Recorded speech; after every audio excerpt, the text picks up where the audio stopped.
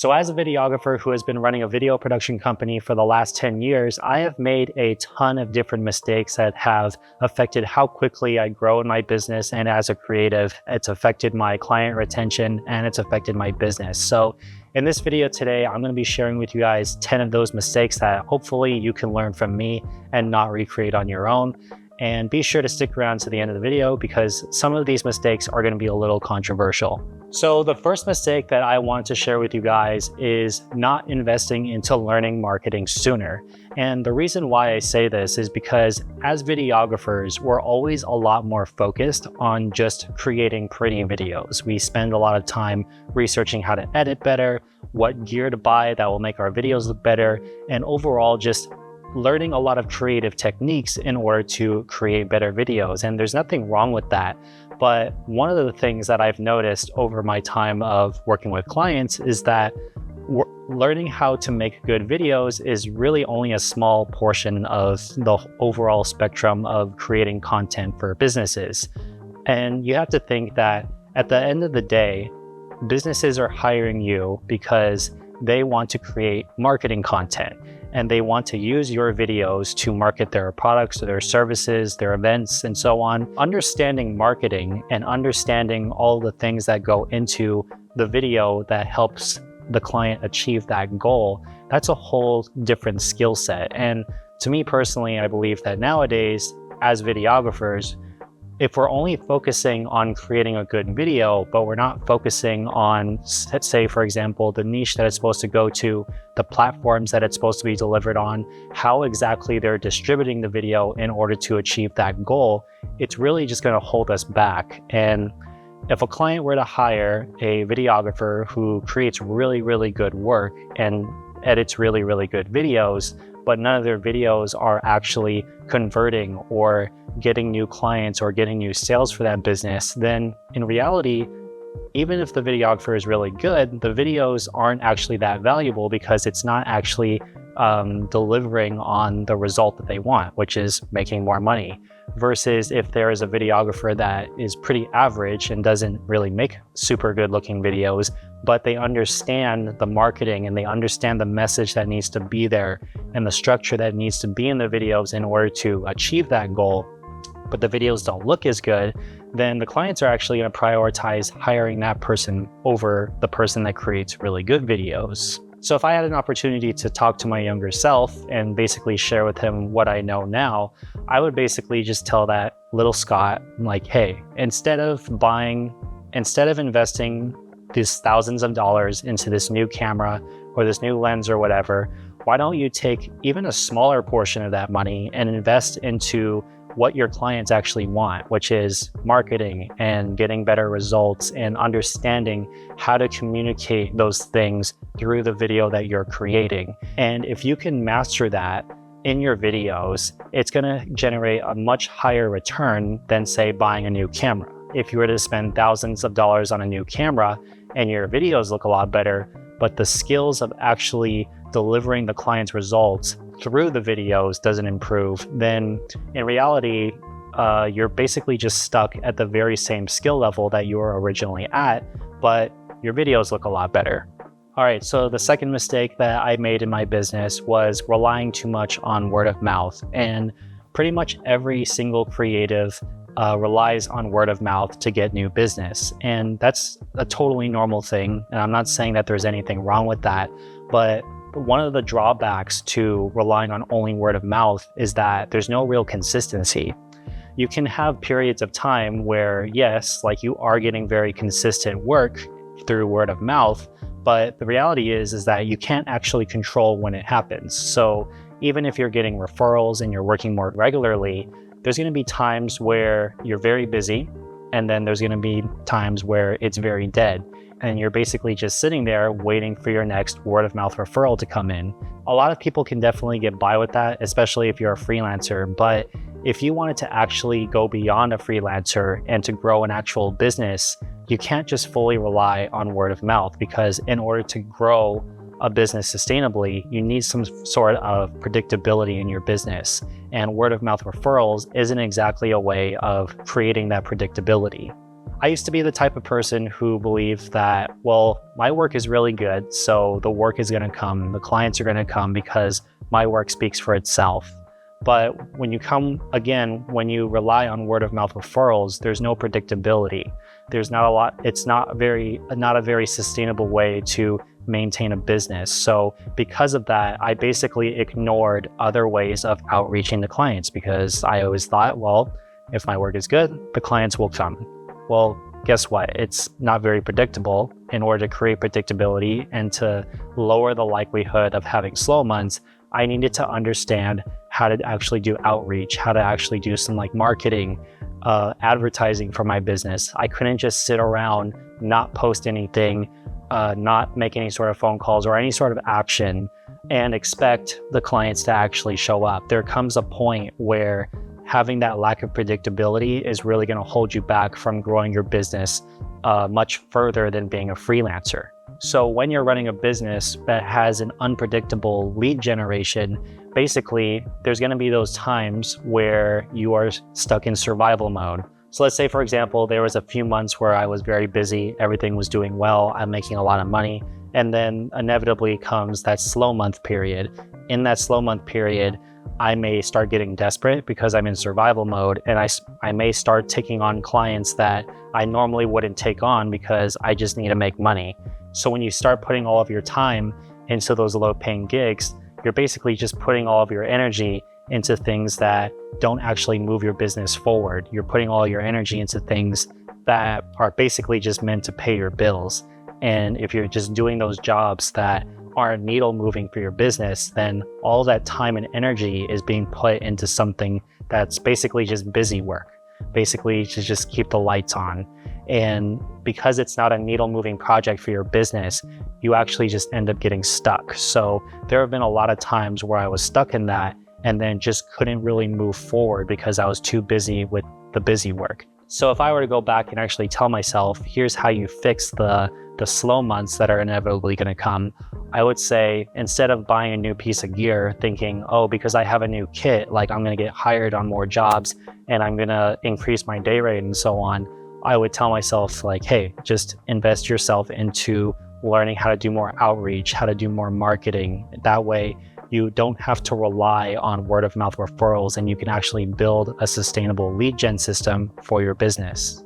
All right, so mistake number 3 is buying too much gear. So as I was saying earlier, I was always investing into a lot of different pieces of gear that I didn't even necessarily need. I just thought, well, I can use it for maybe this scenario or this scenario. And then a lot of times those scenarios don't actually come. And when they do come, it's infrequent. It's so infrequent that it wasn't really worth putting that money into that piece of gear anyway, or even just constantly feeling the need to upgrade my camera. A lot of us creators, we always feel inadequate by the gear we have. It doesn't shoot in 4K or it doesn't shoot in 10-bit or 4K 120 or so on. And a lot of those limitations that we have in our cameras makes us feel like we are not actually good creatives. And we always think to ourselves, hey, if I just buy this certain piece of gear, then my videos will be so much better. I'll be able to charge more.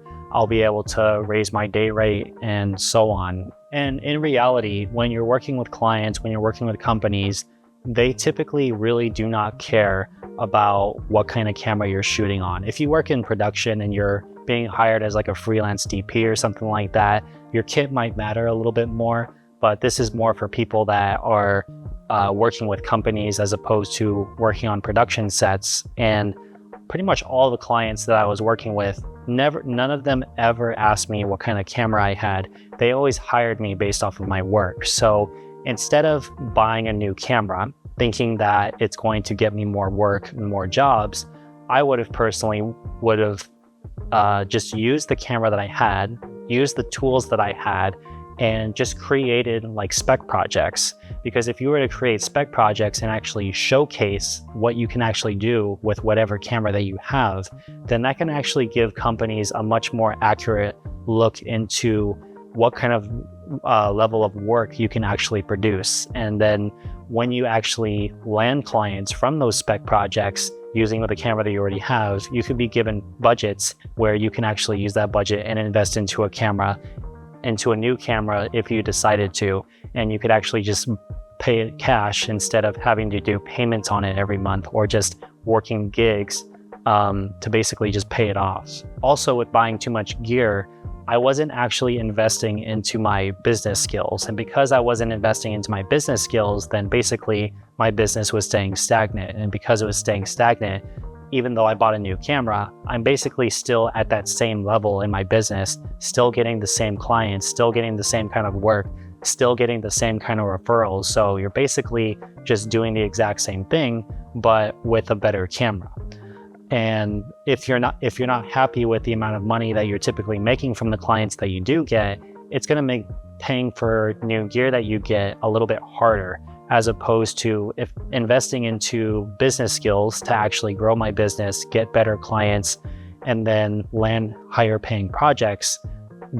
The work that you actually get from that makes paying for the gear a lot easier. So the fourth mistake that I had made in my business is not outsourcing tasks sooner. And I used to be that type of person who believed in the statement, if I want to get something done right, I have to do it myself. And that's a very true saying, but when you are growing a business and you actually want to grow it to a certain level, you have to start letting go of doing tasks yourself, because you're really only one person. And one person running a business, in a business, there's multiple different things that you have to do in order to keep the business afloat and actually grow it. So if you're doing all of it yourself, then all of your time and energy is basically going into a variety of different tasks. And then throughout the day, your concentration, your energy just depletes. And then the quality of the energy that you're actually putting into a task actually starts to get lower. So say, for example, if you're working with a client and you're doing all of the work yourself, and then you take on another client and you're also doing all the work on your own with both of those clients. So now, because you as a single person are spreading all of your time and energy across these two different clients, your quality of work is actually going to go down, because all of your energy that's going into this person, but whatever leftover energy you actually have is going to be going into this person. And then the same thing continues as you try to bring on more clients all at the same time. And then your quality of work starts to dip down. You might be on deadlines and have to prioritize one client or the other. So you end up kind of shortcutting some things so that you can get this one done faster. Or maybe you skip a step on this client's project because you were too busy on this other client's project. The attention to detail and the amount of creative energy that you're actually putting into both of them is actually going down. And that's a very easy way to go into burnout, because you're doing too many things at once. So once I started to realize that, I started hiring help and making sure that I took a small percentage of the budget that I was willing to pay into hiring an editor. Or even sometimes I would hire another videographer to go shoot something for me. That way I can go do another gig myself and not have to turn down the gig or reschedule it and just kind of create all these logistical issues.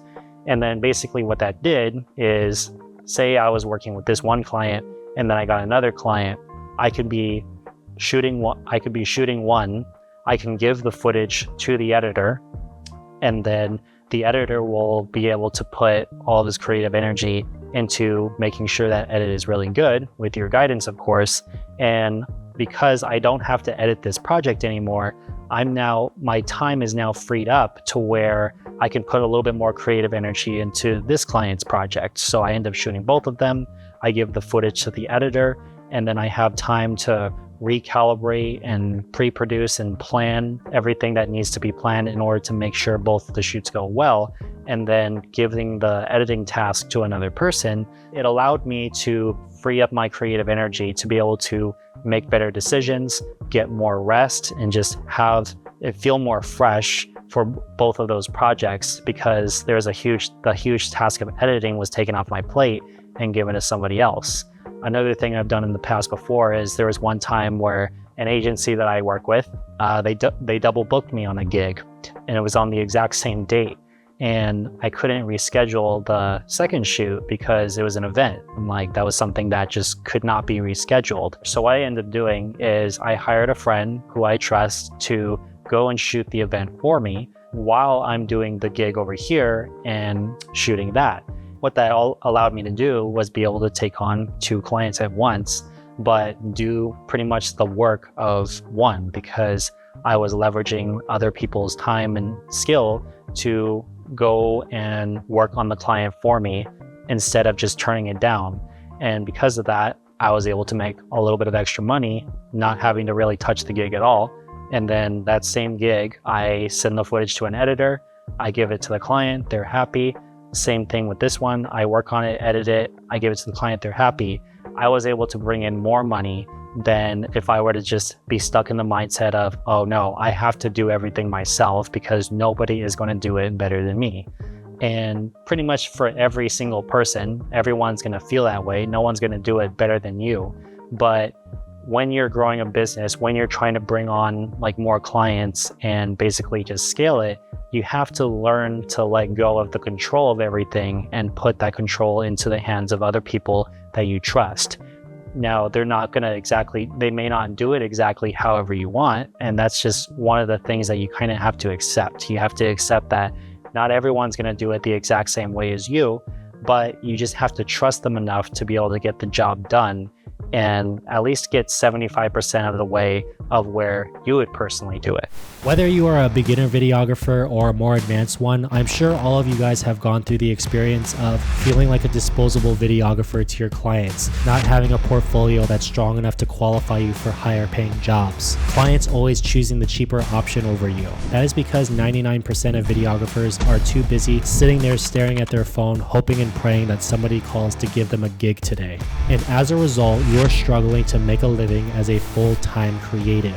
I went through the exact same struggles. I was stuck in a cheap client cycle where I was working on a bunch of low-paying projects and just nobody really seeing the value in my work. And it was my dream to be able to get out of that cycle and start working on projects that were creatively fulfilling to me. That is why I created the Commercial Videographer Blueprint. It is the exact same framework that I use to land my dream clients, grow my video production business, and work on more creatively fulfilling projects. This exact same framework is what I use to be able to land one of my dream projects, where I was able to film a documentary that had Tony Hawk in it. In this course, you are going to learn how to create a portfolio that attracts your dream clients, learn how to get their attention, and then learn how to get them to see the value in your work, and learn how to get them to think that it is completely insane for them to work with anybody else. And you can get all of this today for $147. And to be completely transparent with you guys, this is my very first course. So this is going to be the beta launch of this course. What that means for you is you are going to get access to this content for a much cheaper price than I plan on selling it in the future.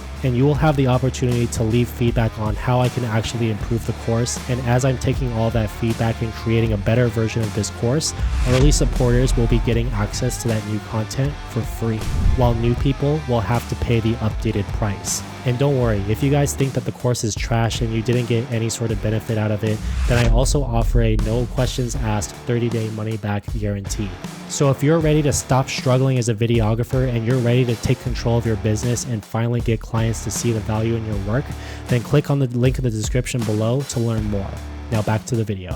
So the 5th mistake that I made in my business was not creating video packages sooner. So when I first started, I was basically taught to just do custom work. And whenever I saw people advertising packages on their websites, video content packages, and then it also displays the price on there, I never really understood that, because I'm just thinking to myself, well, why would you advertise something at a fixed price when every client's needs are going to be a little bit different? Like they're going to have different types of locations, talent, deliverables, etc. So, and then why would you advertise a price when there's going to be clients that are willing to pay a lot more for the exact same thing, depending on who they are? I still think that's a valid point, but a little mindset shift that I had on packages recently is that packages actually create predictability. If there's a set price for a certain package, and there's a set amount of deliverables that are supposed to be delivered, then it's going to be a lot easier to streamline that process. So if a client were to book you for a specific package and then they put you on retainer for that package, then you basically have a predictable stream of income for whatever amount of time they put you on that retainer. You have the expenses are a lot more predictable. And then when you hire people to deliver on that package, them doing the exact same thing over and over again makes it a lot easier to actually deliver at the exact same quality every time. Versus with custom work, it was a little bit harder to actually grow that and scale that, only because it's like say for example, I've said in the past that I have an electric scooter client. So this is more of like action sports type of content. It's actually really hard for me to find people that can actually do action sports type work. It's a little bit easier to find editors that can do that, but then actually like outsourcing like people to, or actually hiring people to help me with certain parts of that kind of project, it's actually really difficult. Growing my business specifically on doing like action sports related content would be really difficult for me because it's a world that I'm familiar with, but it's not a world that a lot of people are familiar with. So the shooting styles will be different if I were to hire somebody to go do it. There's just certain angles that you have to capture, and then there's certain ways that you have to actually move around, like while you're shooting something like that, to actually make it look good. So that's just a personal example, but basically the whole point of what I'm trying to say is like when I'm doing custom work, like it's a little bit harder to delegate certain processes of it because it's not as structured as a package. And if I were to go back, I would personally want to create packages that I can also offer to clients that have like more predictable deliverables, more predictable workflow, and then do custom work on the side, and then also do custom work, but maybe not prioritize it as much because it's just a little bit harder to scale things in that manner. All right, so mistake number 6, this one might be a little controversial depending on who you are, and there's probably going to be a lot of people that don't personally agree with me, but this is just what's been working for me personally. So I'm just going to share it, and that's working a day job sooner. And the reason why I say this is because I used to be very against working a day job. I always was on the mindset of, no, I need to put all of my energy and effort into my business if I want to actually grow it. And if I were to be working a day job, then that's just going to be another distraction and it's going to take me away from growing my business, which is 100% true. But in my given situation, basically this past year basically the first half of 2024, things started to get really slow for me. Things were starting to get a little bit more difficult. Clients were a little bit harder to retain. Clients weren't as willing to basically pay the rates that I wanted to get paid. So what that ended up doing is it put me a little bit more into survival mode. So as I was in survival mode, kind of like the earlier point that I made, when you're in survival mode, you start making dumb decisions that don't necessarily benefit your business and actually just keep you stuck there. You're basically just working to survive, meet your bare minimum expenses, but then you're taking on work that doesn't actually grow you. It doesn't help you grow your business or grow you personally in any meaningful way. So all of your energy is basically just going into these tasks that aren't actually needle moving. Where now I had an opportunity to get a salary job with one of my clients, and I was kind of fearful of it. One of the things I was fearful of is, I'm not going to have time for my business. I'm going to get bogged down with all the work that they give me and so on. The typical fear that an entrepreneur will have. But I've kind of noticed that maybe not the complete opposite, but more so the opposite was true. I feel a lot more free. I don't have to take on every single client that comes my way, basically just out of desperation. The job basically gives me a baseline income every month to where I know that's coming. I know that I don't have to worry about meeting some sort of sales quota every month. And now, after I'm doing the job, I can invest all of my free time. I can invest my free time into making meaningful decisions into growing my business. And basically what that did for me is, as I was in survival mode the first half of 2024, as I was making all these dumb decisions, like basically just running myself to the ground, I was kind of blind to the things that I should be doing to actually grow my business because I was just stuck in survival mode. Versus now that I'm working at the day job, I'm able to separate myself from it more, and it made it a lot more clear to me the direction that I needed to take in order to grow my business the way that I wanted to grow it.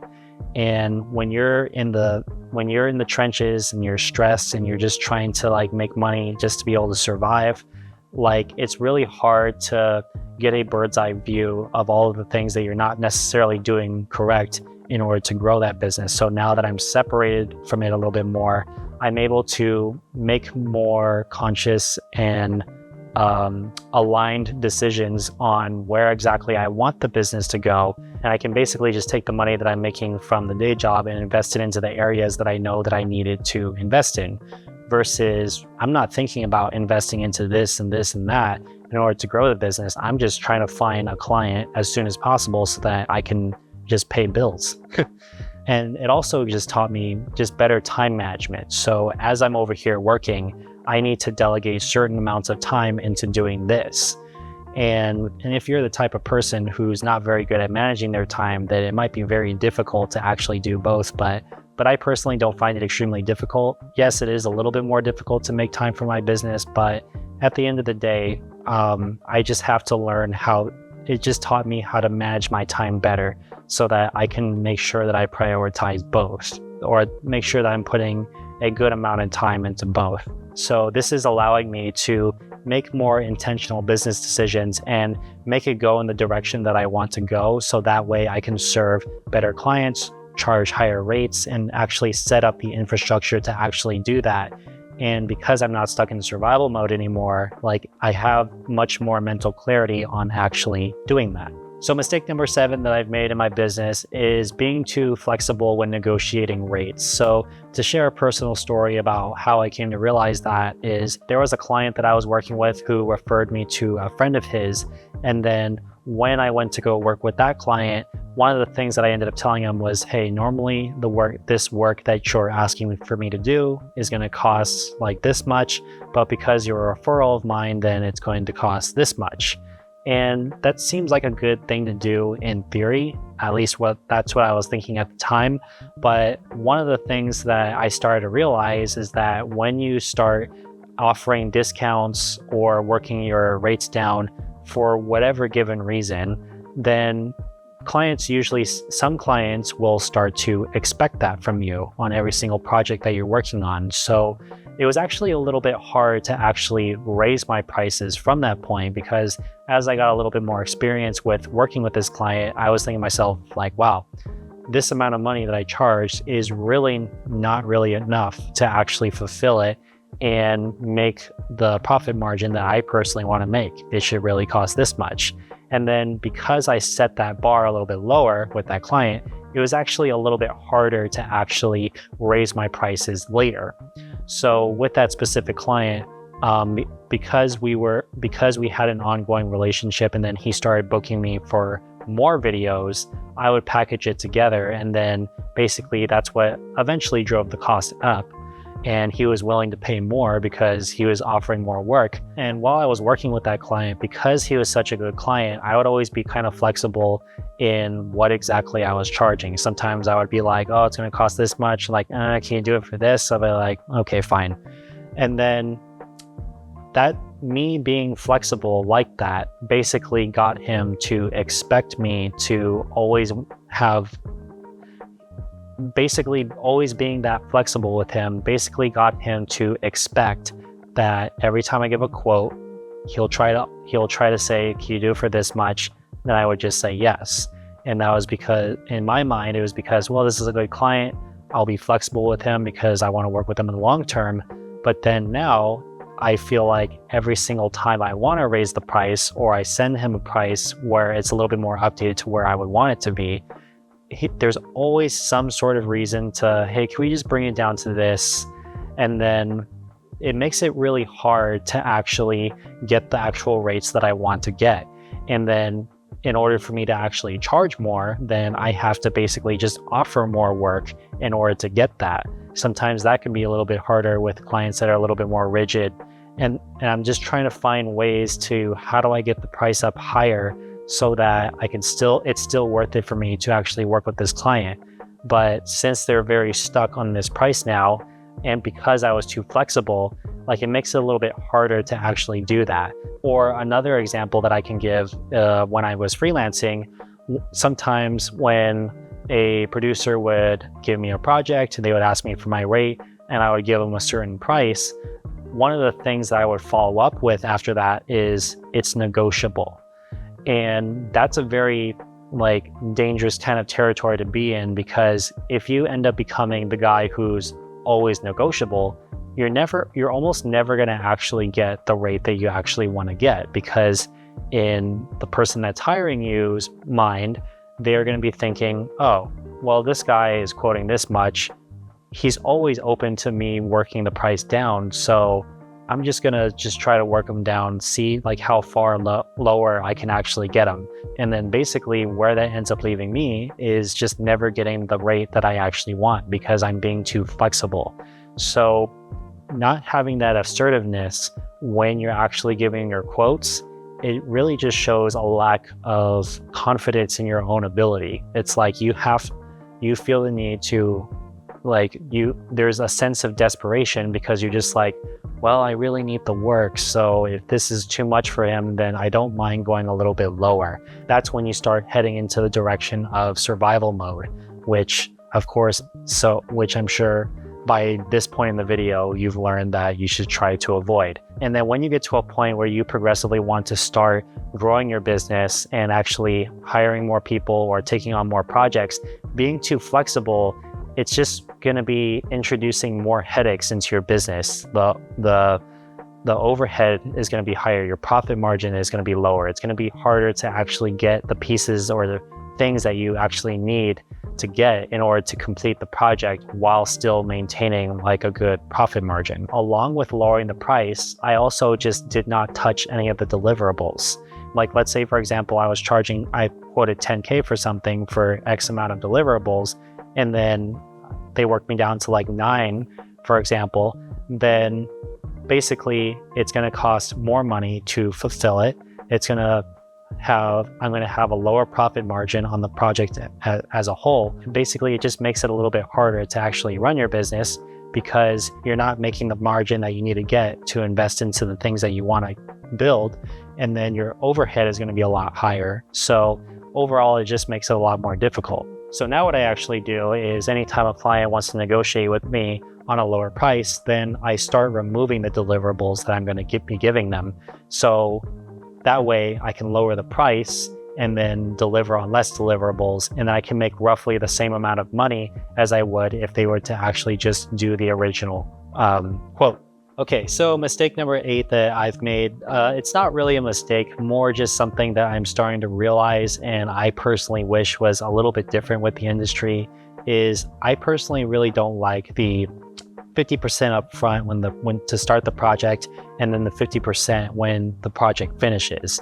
And a lot of you are probably going to disagree with me on that, but here's my personal take on it. So when I'm working on a project and I get the 50% up front, sometimes that project takes a lot longer to finish than you actually anticipate. So after you complete the shooting and then you're in the editing phase might take a little bit longer than you anticipated. Or one experience that I've had recently is I would book a client and then basically they don't start right away because of some personal problems that are not out of their control, and it's not their fault, but it kind of just leaves me being like, hey, when are we going to start? Hey, when are we going to start? And just start bothering the client all the time because I'm trying to get that other 50% a lot faster. So personally, what I've started doing is I start saying to clients, hey, in order to book me, I require 100% of the payment up front. And the reason for that is because once I start doing all the hiring for everything, I'm able to pay freelancers right away. I don't have to make them wait. And that's always a common thing with working gigs, is you're always reaching out to whoever you're working with. Hey, when are you going to pay? Hey, when are you going to pay the invoice, etc. And it's just a big headache to actually do. And then even when you finish the work and then you send the invoice and ask to get paid, they don't always pay on time. Like sometimes you end up waiting a very long period of time before you actually receive the money. And then while you're waiting for that money, you end up paying money out of your own pocket for whatever it is that you're paying for. And then by the time you actually get the money, it's basically just reimbursing whatever you had spent in that time of waiting for it. And that's something that I personally just got tired of dealing with. So now with my clients, I ask for 100% upfront. And honestly, it's a lot more freeing to do that. And it's a lot more freeing because I don't have to worry about, hey, when am I going to get that final payment? Hey, why are you dragging your feet on this? Like, we got to get started because I want to get paid. So having this sort of payment structure in my business, it's led to having things a little bit more predictable and a lot less stressful on my end. And then the only exception that I would really see with this kind of payment structure is if you're working with a bigger company, because bigger companies are going to have those sort of expectations already, and it's probably going to be a lot harder to actually convince them to do that. So I'm not saying that I do this 100% of the time. This is mostly with my smaller clients or even less corporate clients. So those are going to be the ones where it's a little bit easier to do that versus if you're working with a bigger company that has a lot more people. They're most likely going to be doing like a net 30 or a net 60 or paying you based off of when they actually pay their employees. So this is not exactly something that is going to work with a bigger company. But with my smaller level clients, those are the people where I say, 100% upfront because they have a little bit more flexibility to do that as opposed to a bigger company. If there's clients that oppose that, then I basically say like, hey, well, why don't you pay a monthly fee? Why don't you pay it in payments? And that's when I can basically offer the 50 upfront, 50 later, and then, or even just break it into payments across X amount of months that we agreed to. And then basically what I do now is I use Stripe, and then I'll have them, I say, we can actually do the payments, but I require you to have a credit card on file so that I can charge it every month until the balance is paid off. That way it gives you more control over the money that's coming into your business, and you're not just sitting around bothering the client all the time like, hey, pay the invoice, where's the invoice, and all that. Like, having to deal with that with multiple clients is something that's stressful and extremely annoying. So that's just one of the things that I personally do to lower the friction of actually getting paid. All right, so mistake number 9 that I made is not creating spec projects sooner. One of my main focuses in the first few years of being in my videography business is, like I said, I was always buying gear. And I was never actually investing into creating new projects for my portfolio. Doing creative projects is actually probably one of the most important things that you can do at any level that you're at. And especially when you're a beginner, because when you're a beginner, you're not going to have much of a portfolio. So you're pretty much going to have to build it yourself, whether you're working with cheap clients or free clients, or you actually go out and create that work on your own. So a lot of people, they're typically just going to work with lower level clients and build up that portfolio. But the issue with working with these types of clients is that, yes, you can build up a portfolio of it, but when it comes to the time of when you actually want to level things up, if your portfolio isn't actually leveled up to exactly the type of people that you want to be working with, it's going to actually be hard to convince those types of higher level clients to hire you. So what ends up happening is when you show lower level work to the higher paying clients, they're not going to think that you're experienced or that qualified. So then you end up just being stuck with these guys. What I actually ended up doing, I didn't even realize that this was going to happen at the time, is I had this kind of portfolio. So I actually went out and started creating my own work and creating my own videos. I was creating like skate videos and stuff. And then I built a little portfolio of that. And because it looked a lot better than this portfolio of past client work that I had, I actually qualified to actually work with the clients that were looking for that kind of work, a little bit more niche, and then they were willing to pay more because I went out and created the work proved that I can actually do it, found the clients that want that kind of work, and they ended up hiring me. Had I not done that and I just showed my past portfolio work, which is just very average stuff, they wouldn't have thought that I actually qualified or had the experience or proof necessary to actually work with them and deliver on the content that they wanted. Another way to look at it is, instead of showcasing on your website, on your Instagram or whatever, a portfolio of just past client work that you've had, you should focus more on creating passion projects and creating your portfolio based off of that. You want to basically create a portfolio based off of work that you want to be doing, not work that you've done in the past. All right, so the last mistake, number 10, is not taking bigger risks when I was younger. I'm 29 and a half right now, almost going on 30. And when I look back on my career and basically opportunities that I was presented with, like at that time, there were some things that had come up where it just felt like a really huge risk, and I didn't want to take it on because of how big of a risk I perceived it to be at that time. And then once I got a little bit older and more experienced, I actually ended up doing those things at that time, and I actually ended up getting really good results from it. And it made me realize, like, hey, if I had done these things younger, I would have been in a much different place than I am now.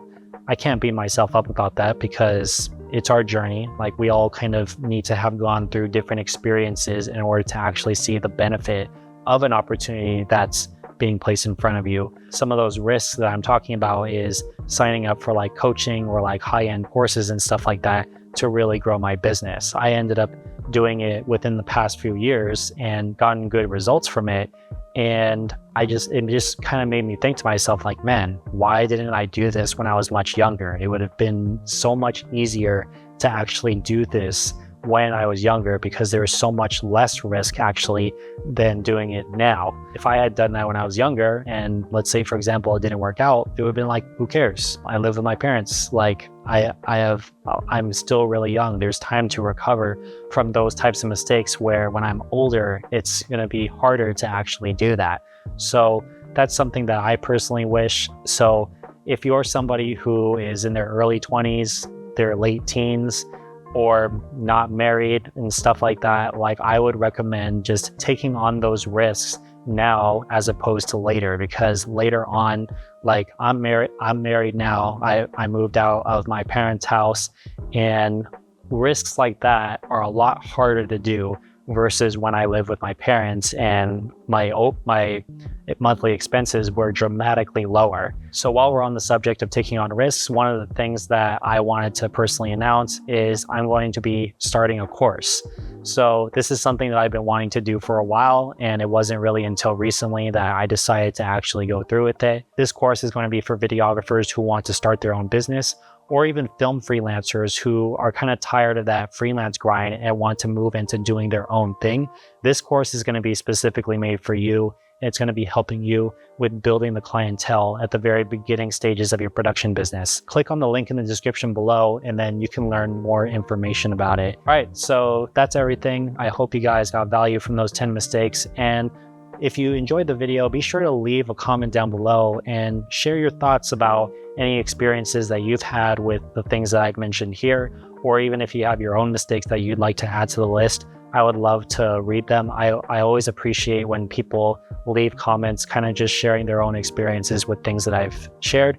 It's really enjoyable to watch, and be sure to like, share, and subscribe if you enjoyed the content. I make plenty more content just like this, and have an amazing day, and I'll see you guys later.